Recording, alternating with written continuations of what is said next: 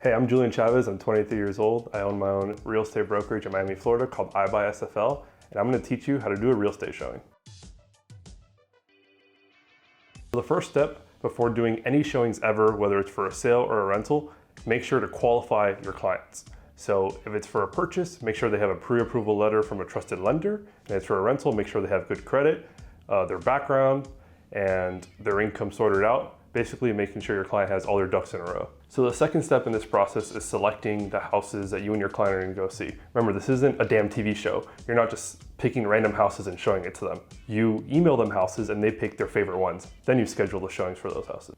Why do you say why it's not a damn TV show? Because in the TV shows, the fucking agent picks a bunch of random houses that people have never seen before. So the third step in this process, and typically the most challenging, is scheduling times with the listing agents because they don't answer the damn phone. So you really have to be thorough in following up with them. I like to text them to make sure that it's all recorded when they agree to do a showing, so you don't look bad in front of a client if they don't show up for whatever reason. The fourth step of this process, and I believe it's the most important step by far, is having a great deal of knowledge about the property. So I like to, before I go do the showing, I like to write down the square footage of it, the year that it was built, the property taxes, and everything I can about the property itself. If it's a condo, you want to know about the HOA, if it has reserves. I like to know about nearby grocery stores, restaurants, landmarks, anything that the prospective client may ask you. That way they'll feel more comfortable doing this real estate transaction, purchasing it from someone that knows the area. If you're not a local, make it seem like you are a local in that exact neighborhood. So the fifth step in this process is actually showing them the house.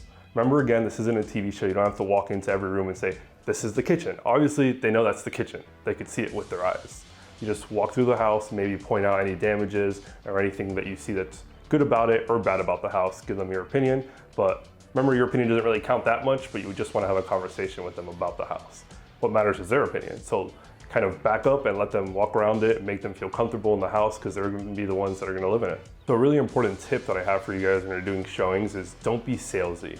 We live in a generation now that no one wants to be sold to. Like when you go to a car dealership and you're working with that used car salesman that just doesn't leave you alone, you kind of, even if you like the car, you kind of don't want to buy it because you don't like that guy because he's super annoying. So don't be that guy. When you're working as a real estate agent, you want to be more of an advisor and help them out. The last and really the most important part, all my agents that work under me know this, I say this all the time, and it's get a damn deal done. If you found this video helpful at all, subscribe to the channel, follow me on Instagram, JulianChavez_RE. I'm gonna be teaching you more on how to become a real estate agent and even how to become a real estate investor.